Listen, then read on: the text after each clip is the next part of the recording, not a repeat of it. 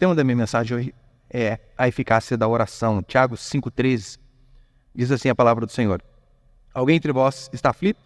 Ore. Está contente? Cante louvores. Algum de vós está doente? Chame os presbíteros da igreja para que estes orem sobre ele, ungindo com óleo em nome do Senhor. E a oração da fé salvará o doente, e o Senhor o levantará. E se houver cometido pecados, será perdoado. Portanto, confessai vossos pecados uns aos outros e orai um pelos outros para seres curados. A súplica de um justo muito pode em sua eficácia. Verso 17. Elias era humano e frágil como nós. Ele orou com insistência para que não chovesse, e por 3 anos e 6 meses não choveu sobre a terra. Ele orou outra vez, e o céu deu chuva, a terra produziu seu fruto. Meus irmãos, se alguém de vós se desviar da verdade e alguém o reconduzir a ela, sabei que aquele que fizer um pecador retornar do erro do seu caminho, salvará da morte uma vida e cobrirá uma multidão de pecados. Até aí tá bom, olha para cá, por favor. O ser humano, quando eu digo ser humano, eu digo eu e você, todos nós. Via de regra, ele cocheia, ele balança entre 2 estados de espírito. Ou ele está feliz, ou ele está contente, ou normalmente ele está aflito e angustiado. Via de regra, assim que somos. Como que você chegou aqui essa noite?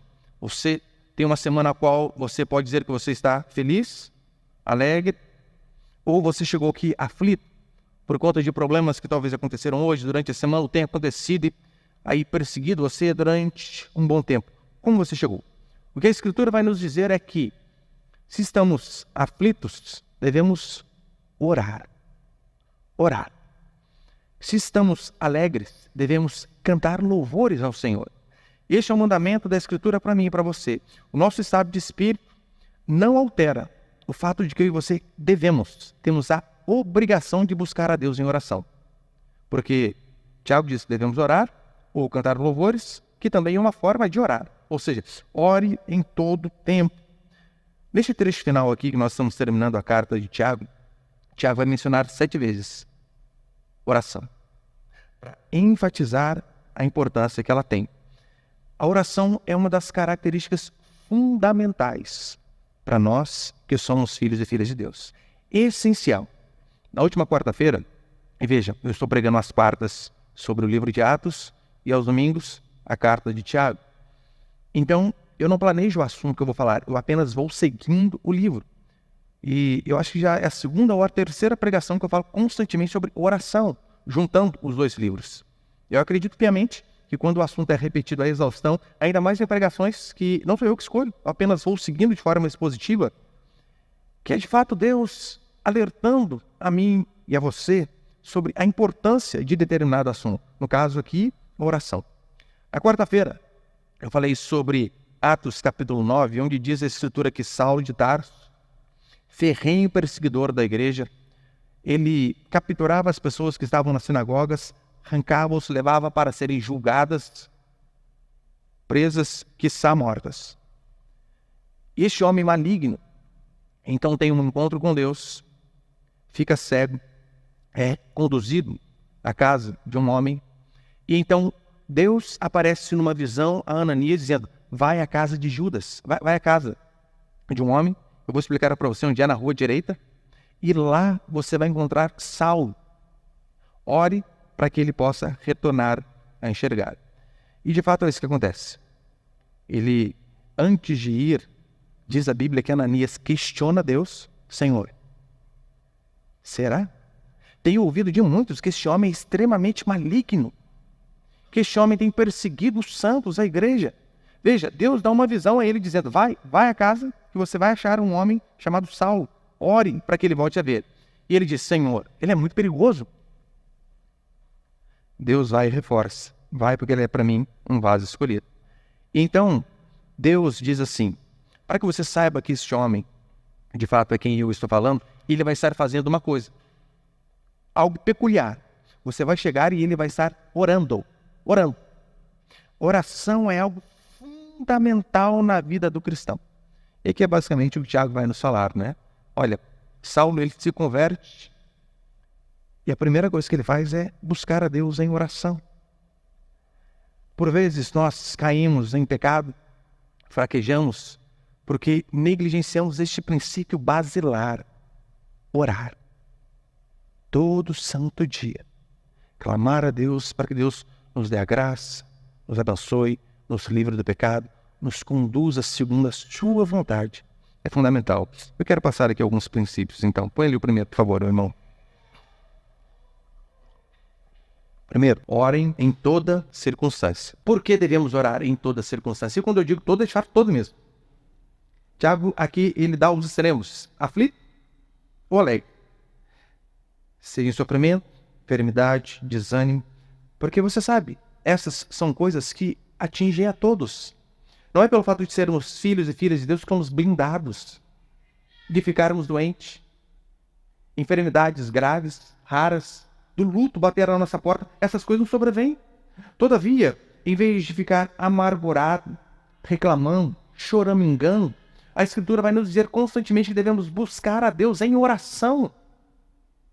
Alguns versículos anteriores aqui, Tiago vai dizer: olha, não fiquem por aí preocupados em falar mal das pessoas, de outros irmãos. Não, mas se você está angustiado, você deve buscar a Deus. E a carta de Tiago, ela começa e termina nos encorajando a orar. Oração é fundamental. E ele vai dizer que devemos orar em primeiro lugar no versículo 13, não é? Tiago 5,13, ele vai dizer assim: alguém entre vós aflito? Aflito? Já teve dias de aflição na sua vida? De angústia, de você não saber, ai, e agora? Será que eu vou ter dinheiro para isso? O que vai ser da minha vida amanhã? Está tendo corte na empresa, e agora? Meu filho ficou doente, será que o hospital vai ter recursos necessários para cuidar dele? Quem nunca passou por um tipo de aflição? Seja no casamento, no trabalho, com os filhos, na família, em qualquer lugar. E Tiago vai dizer: orem. Orem pelos que sofrem. Porque diante do sofrimento, seja em relação à saúde, seja em relação a relacionamentos, decepções, família, é fundamental que venhamos a orar. A oração é o que vai guiar a minha e a sua vida. Devemos buscar a Deus em oração e não nos desesperarmos. Só que o cristão, ele por vezes, ele faz tudo que está ao seu alcance para, por último, orar. Não estou dizendo que nós não vamos fazer aquilo que está ao nosso alcance, vamos, e Tiago vai mostrar aqui. Vocês verão. Só que a primeira coisa que eu e você devemos fazer diante das aflições é buscar a Deus em oração. Por quê? Porque Deus, de fato, ele tem este poder de mudar, de transformar circunstâncias. Olha o que a Bíblia vai dizer no segundo livro de Reis. Diz a Bíblia que o rei Ezequias está no seu palácio e Deus manda o profeta ir falar com o rei. O profeta chega no rei e diz assim: põe a tua casa em ordem, você vai morrer. Imagina você ouvindo isso. Põe a tua casa em ordem. Acabou para você. Acabou.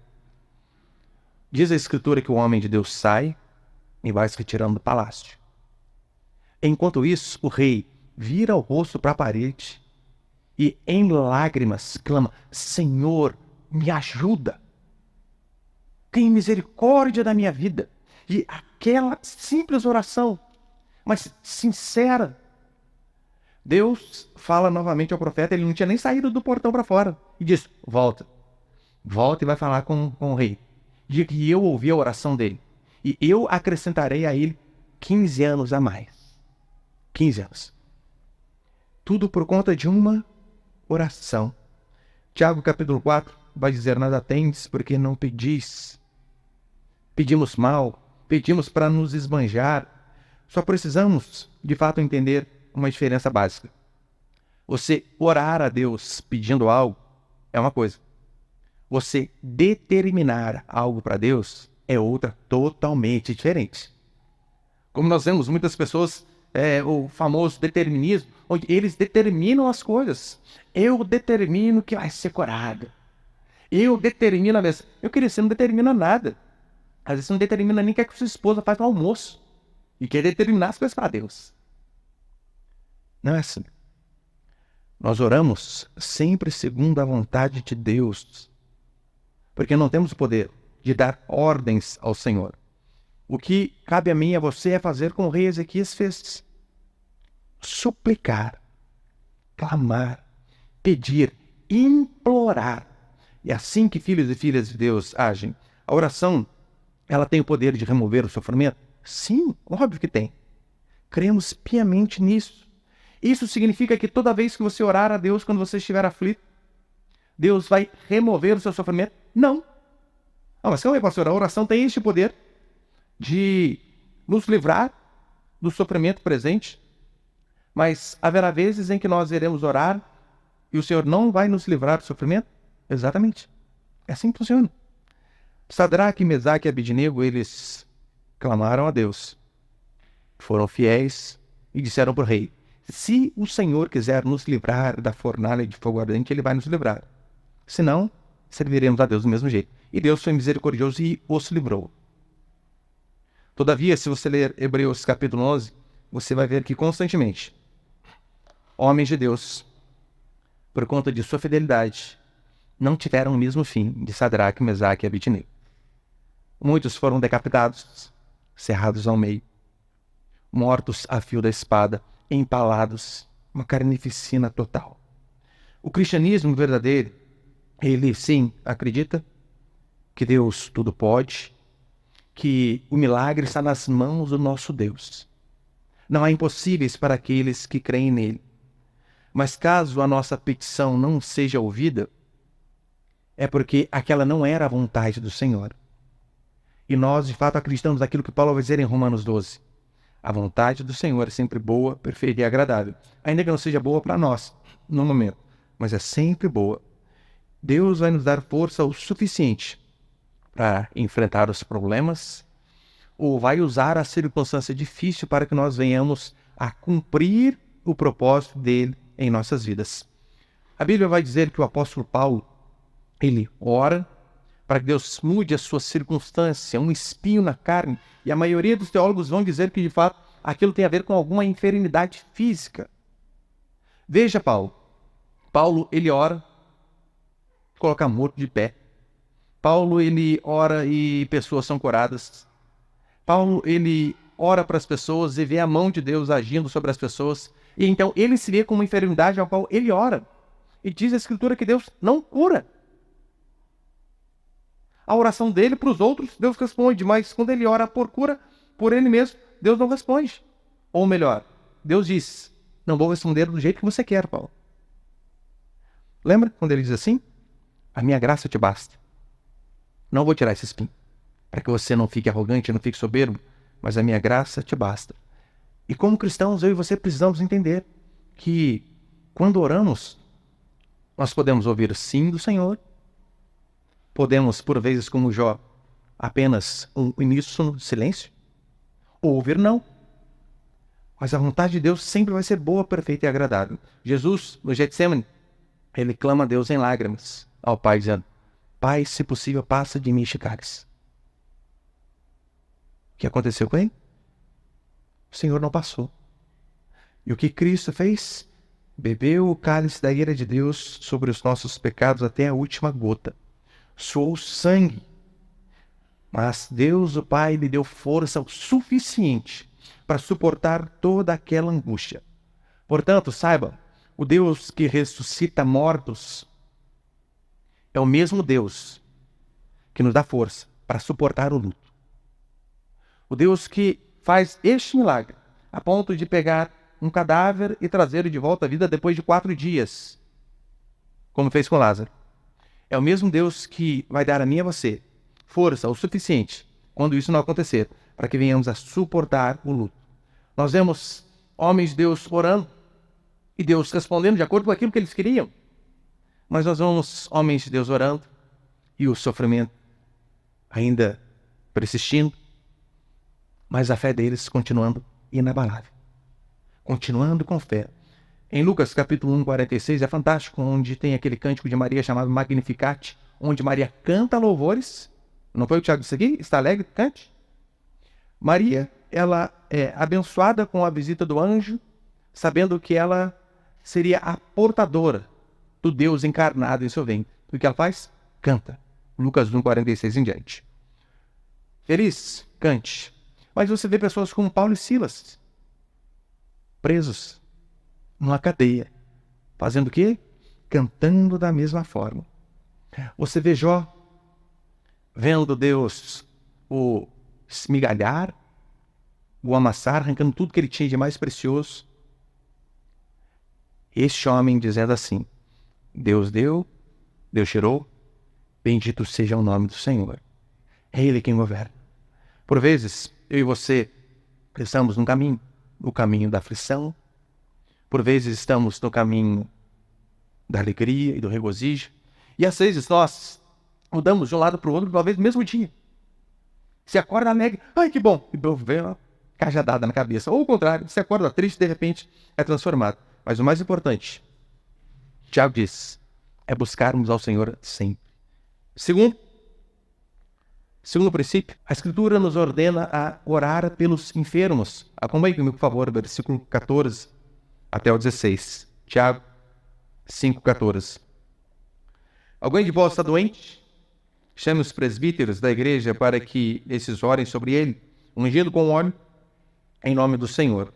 E a oração da fé salvará o doente, e o Senhor o levantará. E se houver cometido pecados, será perdoado. Portanto, confessai vossos pecados uns aos outros e orai uns pelos outros para serdes curados. A súplica de um justo é muito eficaz. Se há alguém enfermo, Tiago não pergunta, será que você deve orar? Não, há uma ordem. Está doente? Ore. Ore a Deus. E Tiago, ele vai falar sobre a atitude do enfermo, dos presbíteros e sobre a atitude da igreja em relação a, por exemplo, quando tem alguém enfermo, quando tem alguém doente. A atitude do enfermo, Tiago diz que se você está doente, busque oração. É bem provável que esta enfermidade ao qual o Tiago está se referindo aqui é uma enfermidade decorrente de pecado, por conta do contexto. E a Bíblia vai citar inúmeras vezes onde o pecado ele vai resultar quase que imediatamente em enfermidade. Há inúmeros casos. Por exemplo, a lepra de Miriam. Miriam ficou leprosa por conta da rebeldia contra o líder, que no caso era seu irmão. Você vai ver a lepra de Geazi. Este homem mentiu para Naamã, mentiu para Eliseu, para obter bens materiais de forma ilícita. E por conta dessa mentira, diz a Escritura que a lepra que estava em Naamã passa para ele. Ou seja, aquela lepra que era o símbolo clássico do pecado, que desconfigurava a pessoa e acabava levando a pessoa à morte, aquela enfermidade veio a Geazi por conta da mentira, por conta de ser desonesto. Em Êxodo nós vemos tumores surgindo no povo de Faraó, no povo do Egito, por conta da arrogância e da prepotência de Faraó, da desobediência dele. E não só isso, lembra no Antigo Testamento, quando o filho de Davi morre, o primeiro dele com Betseba, decorrente do quê? Do adultério.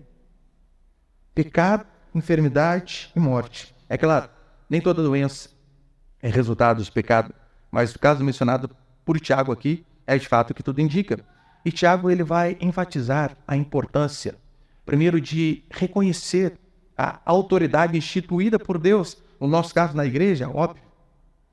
Vá a eles, vá aos presbíteros. Presbítero é só um termo intercambiável para pastor. Presbítero, bispo e pastor são termos que nós podemos trocar de lugar, que não vai ter prejuízo de tradução. É a mesma coisa. Mas veja o que ele diz. Está alguém entre vós enfermo? Vá ao pastor, ao presbítero. Se você não puder ir, chame por eles, para que eles possam orar por você. Tiago ele não diz que é uma pessoa específica que tem o dom de cura, como nós vemos, fulano tem o dom de cura. Não, não é assim não. Mas ele enfatiza a autoridade daquele a qual ele instituiu. Tiago também não está dizendo que o médico ou o remédio não são necessários. Muito pelo contrário. Lembra o Evangelho de Lucas e o livro de Atos? Boa parte dele ali foi escrito por... o livro de Atos, né? Todo ele foi escrito por Lucas. Lucas era o quê? Médico. A Bíblia não tem problema com a medicina, a Bíblia não tem poder com remédios. Paulo aconselha Timóteo a tomar remédio. Olha, eu orei por você aqui, agora toma um remedinho aí para ver se melhora de fato. Não há problema em relação a isso. O que Tiago está afirmando é que a cura, o milagre, seja por médico, remédio ou de fato uma cura ali, tudo isso tem a ver com Deus. Tudo isso tem a ver com algo espiritual, porque é isso que ele disse lá no primeiro capítulo. Toda boa dádiva e todo dom perfeito procede do Pai das luzes. Ou seja, tomei o remédio e foi curado. Amém? Glória a Deus. Que usou o remédio, usou o médico. Eu orei e fui curado sem nada dessas coisas. Glória a Deus, foi Deus que te curou de forma direta. Mas sempre é Deus. A verdade é que, em nenhuma ocasião, o cristão, ele deveria procurar um médico ou tomar algum remédio sem antes buscar a Deus, orar a Deus. Eu, por conta de ler muita tela, meu trabalho é basicamente na frente do computador o dia todo, por mais que eu tente sempre alternar, né, assim, entre digital e físico, entre livros digitais e físicos ali, a maior parte do meu dia é na frente dela. E eu tenho muita dor de cabeça, muita. E às vezes eu vou tomar o dipirona e falo, opa, ora, Senhor, me cura. Eu dou uma chacoalhada na cabeça, tá doendo ainda. 20 gotinhas, mando pra dentro. Não há problema em se fazer essas coisas, porque visto que toda cura vem de Deus, pois Ele é aquele que sara as nossas enfermidades, Deus não vê problema. Para que haja de fato a cura, quando a enfermidade é devida a pecado, o Tiago diz assim, a confissão é fundamental. Se o problema é o pecado, confessar o pecado é essencial. Não é isso que o 1 João vai dizer? Se confessarmos os nossos pecados, Ele é fiel e justo para nos perdoar os pecados e nos purificar de toda injustiça. Mas é necessário que para que se seja perdoado, haja confissão. Abra a boca e diga, Senhor, pequei, fiz isto e isto e aquilo. E Tiago, ele vai falar também aqui no versículo 16 sobre confessar o pecado aos outros, não é? Como é o versículo 16? Portanto, confessai vossos pecados uns aos outros e orai uns pelos outros para serem curados. A súplica de um justo é muito eficaz. Confessai vossos pecados uns aos outros.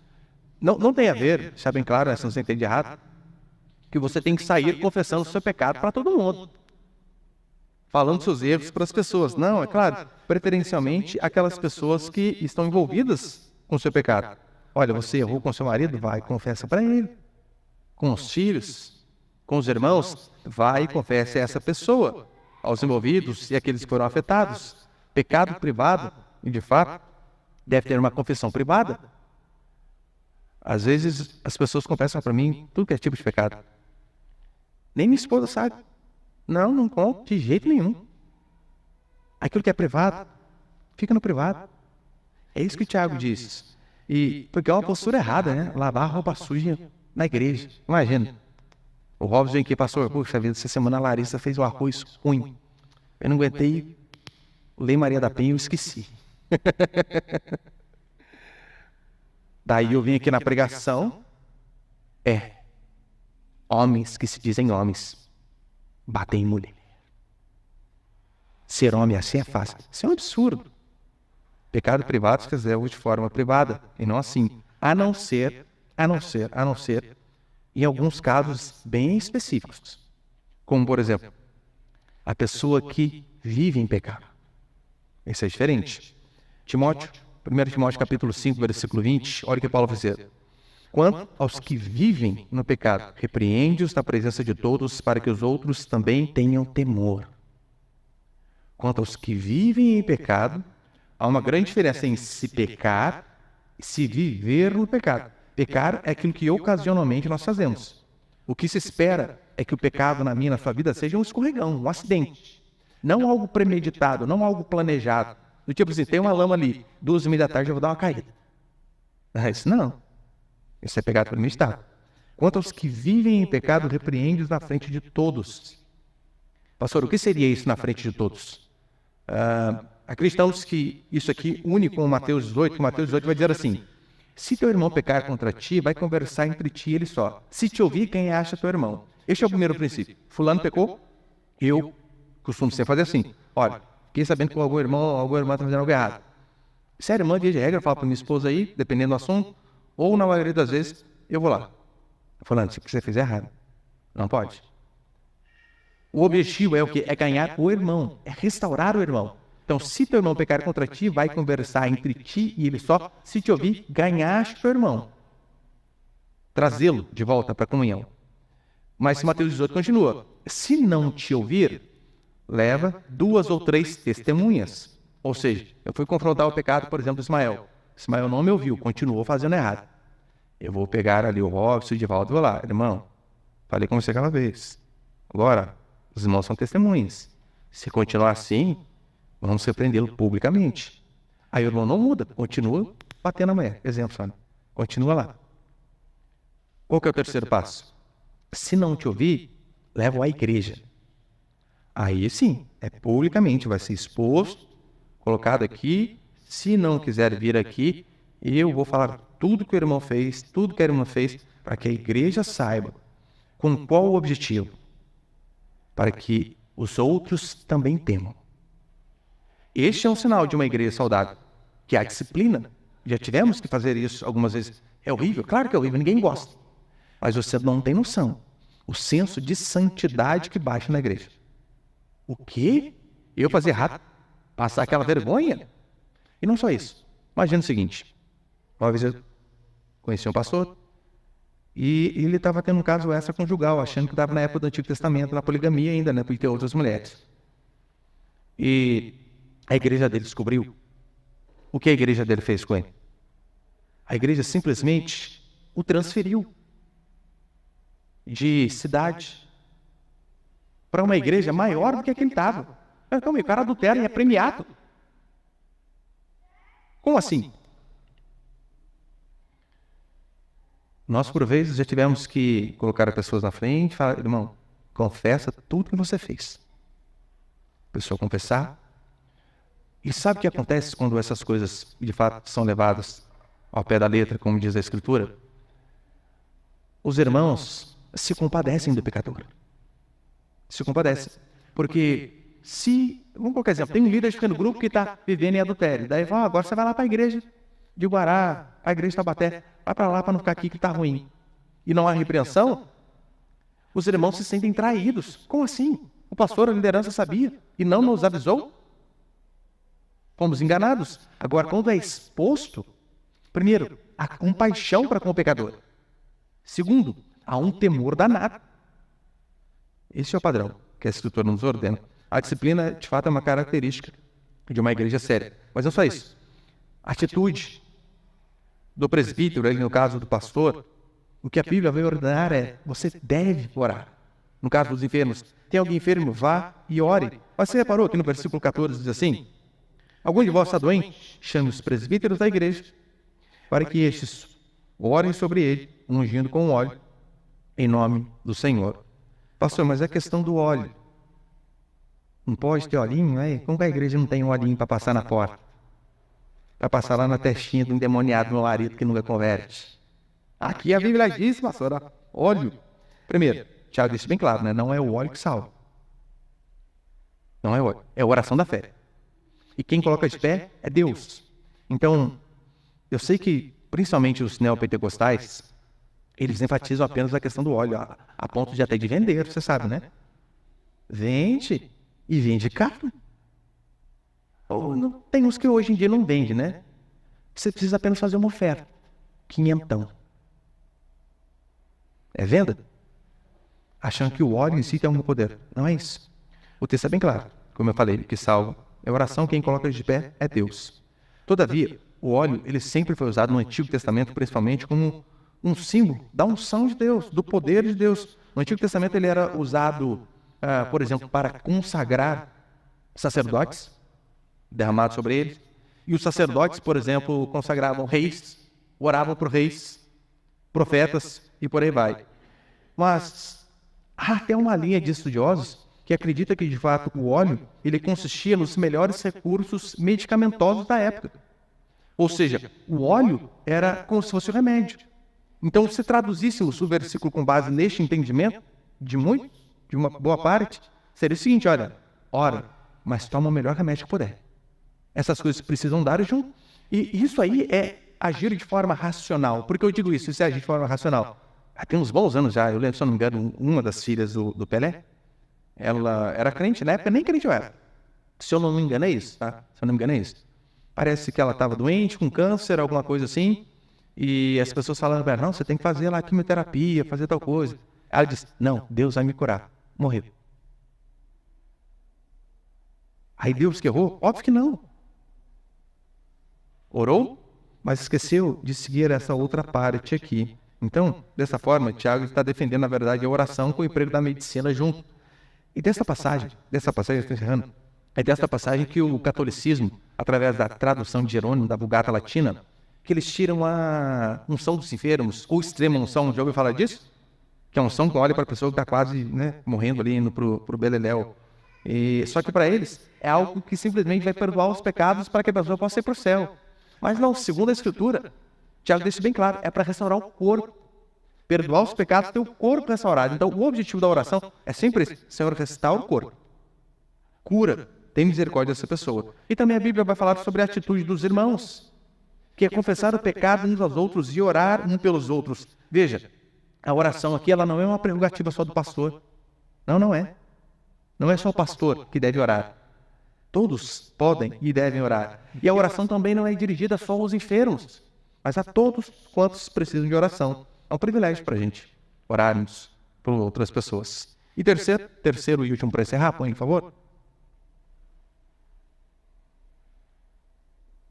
Terceiro princípio, creia na eficácia da oração. Versículos 17 e 18. Elias era um homem frágil, como nós. Ele orou com insistência para que não chovesse. E por 3 anos e 6 meses não choveu sobre a terra.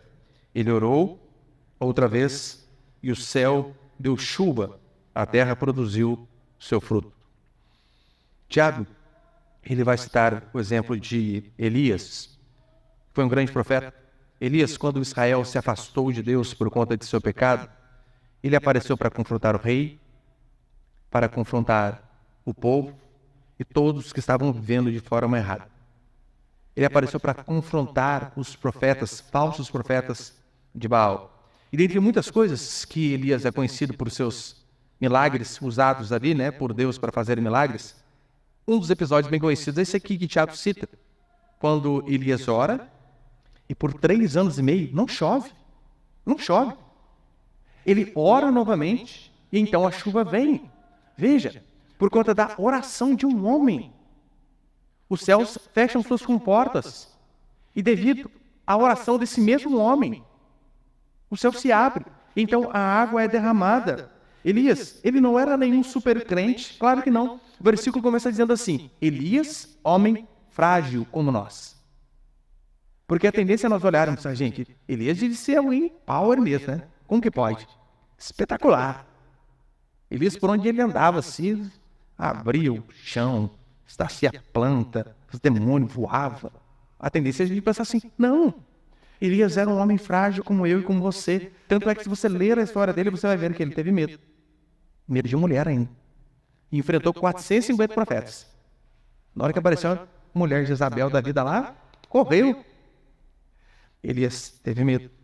Sentiu tristeza. Alguns vão dizer, teve depressão. Mentira. Mas ele sentiu uma grande tristeza. Elias fugiu, pediu para morrer.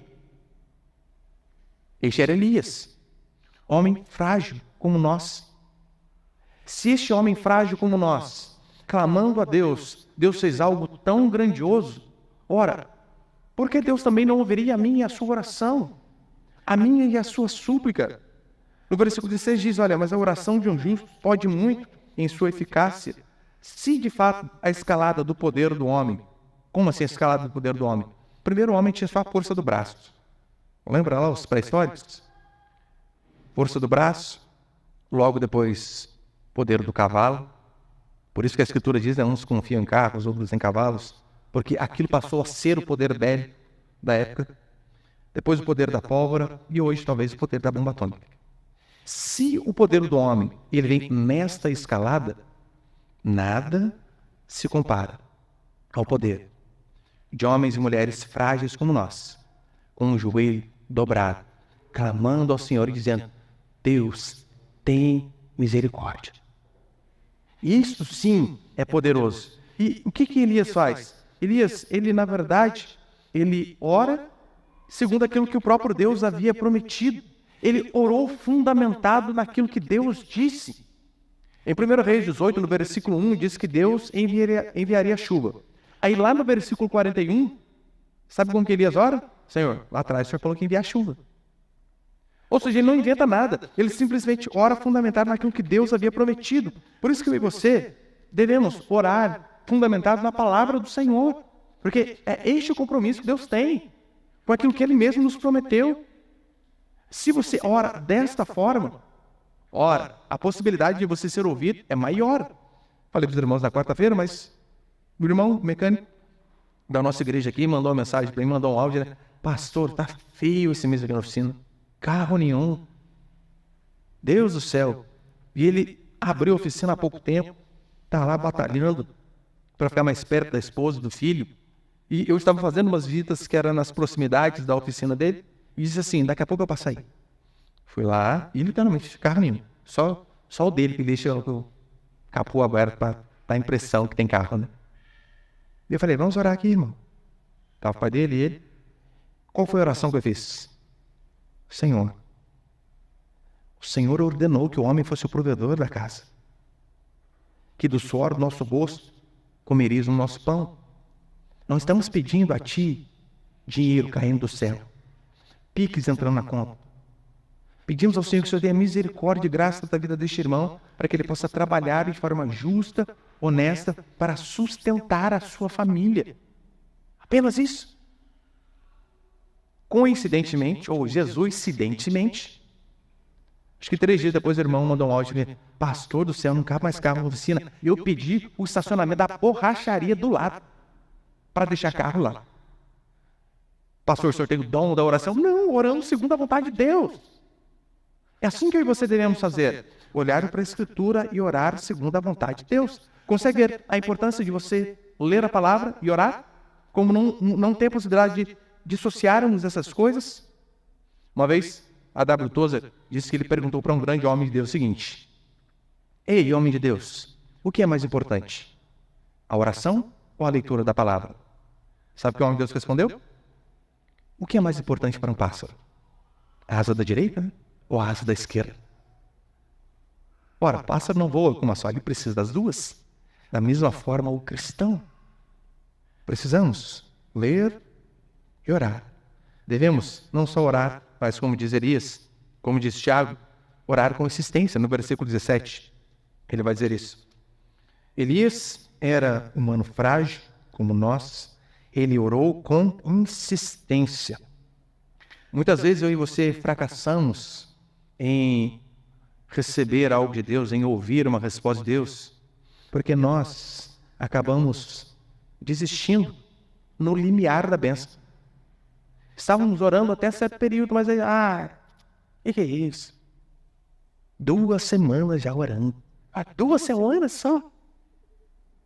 Eu lembro que eu liderei pequeno grupo durante muito tempo em Aparecida, e toda quarta-feira, era quarta? Se eu não me engano, era quarta-feira o pequeno grupo lá. Toda quarta-feira, quando a gente terminava a reunião do pequeno grupo, nós sempre falamos ali, tem alguém que tem alguma necessidade, alguma coisa que quer que nós oremos juntos? E toda quarta-feira eu falava, eu preciso de uma casa, eu necessito comprar uma casa, orem por mim. E os irmãos oravam. Eu fiquei pedindo para os irmãos orarem para eu conseguir comprar uma casa por 4 anos e meio. Quando eu comprei a casa, nem naquele pequeno grupo eu estava mais. Mas eu fiz questão de voltar e agradecer aos irmãos. Olha, a casa aqui é fruto da oração de vocês que durante anos oraram conosco. Mas não podemos desistir. Ore. Se Deus está em silêncio, continue orando. Uma hora Ele vai responder sim ou não, não importa. Mas ore, ore e ore. E para encerrar no versículo 19 e 20, Tiago encerra assim a sua carta. Tiago 5,19. Meus irmãos, se alguém de vós se desviar da verdade e alguém o reconduzir a ela, sabei que aquele que fizer o pecador retornar do erro do seu caminho, salvará da morte uma vida e cobrirá uma multidão de pecados. Ou seja, eu e você devemos nos esforçar para restauração de pessoas que conheceram a verdade, mas estão desviadas, estão no pecado. Quantos aqui não têm conhecidos? Às vezes parentes. Ou às vezes dentro da própria casa. Nossa, fulano foi durante muito tempo à igreja, mas não está indo mais. E Tiago vai dizer que é um perigo constante. O perigo de alguém se desviar da verdade. Pode acontecer? Claro que pode. O que devemos fazer? Lutar para que essas pessoas sejam de fato restauradas. Hebreus capítulo 2, versículo 1, vai dizer assim: por isso, convém atentarmos mais diligentemente para as coisas que ouvimos, para que em tempo algum nos desviemos delas. Ouça a verdade e tome cuidado para que em tempo algum você se desvie dela. E você sabe, o resultado de se desviar da verdade é sempre pecado e morte. Portanto, eu e você devemos nos esforçar para buscar esses que estão perdidos. Quantos aqui já passaram pela nossa igreja e hoje não estão vindo mais? E se nós fizéssemos aí uma força-tarefa? Palavra bonita, né? Uma força-tarefa para ir atrás dessas pessoas que já passaram, que não estão indo, que estão desanimadas. É isso que a Escritura ordena. Restaurar aqueles que um dia ouviram o Evangelho, que se afastaram da verdade. É isso que Tiago vai dizer. Sintetizando, ele diz: orem em toda circunstância. Vocês devem orar pelos enfermos e principalmente crer na eficácia da oração. É orar e acreditar naquilo que está orando. Quando se ora à vontade de Deus, é isso que você devemos fazer. Só esse exemplo para encerrar. Tinha uma adolescente na nossa igreja, ela tinha endometriose, se eu não estou falando besteira, que a endometriose, se eu não me engano, é uma das coisas que deixa a mulher infértil, né? Atrapalha a mulher a gerar. E ela disse: pastor, olha, eu já fiz exame, deu isso, aquilo. Quero que o senhor ore. Ela seguiu o princípio de Tiago: está alguém entre vós doente? Chame os presbíteros para que orem. E eu fui e orei. Deus, tem misericórdia, graça, cura. E acho que depois de uma semana ou outra, ela foi refazer o exame e estava curada. Ela ligou para mim: pastor, saiu o resultado do exame, não tem mais nada. Sabe qual foi a primeira coisa que eu falei para ela? Não acredito. Ai, meu Deus. Ou assim, pastor incrédulo. Eu orei para ser curada e ela falou: eu não acredito. Ore, crendo na eficácia da oração. Por este motivo que nós oramos. Por este motivo que nós oramos em nome de Jesus. Para mostrar que não é por mais daquilo que nós fazemos. Senhor, olha, precisa o senhor ouvir sua oração aqui, porque estou já há tantos anos na igreja. Né? O senhor pode ver, eu tenho feito certinho, orar todo dia, não falho nenhum, leio tantos capítulos da Bíblia por dia. Por este motivo, eu peço ao senhor. Não é assim. É nos esforçando para ser santo. E mesmo falhos e frágeis como Elias, orarmos dizendo assim: em nome de Jesus. Orar em nome de Jesus não é, o em nome de Jesus não é um ponto final na oração. Assim você coloca um ponto final na frase. Não é. Orar em nome de Jesus é você clamar, pedir e você falar assim: Senhor, mas não é por mim mesmo que eu peço, porque eu não sou digno. Em nome dele. Ele é digno. Por isso oramos em nome de Jesus. Resumidamente, aquilo que Paulo diz em Tessalonicenses é o que eu e você devemos fazer. Orar sem cessar. Amém, meus irmãos?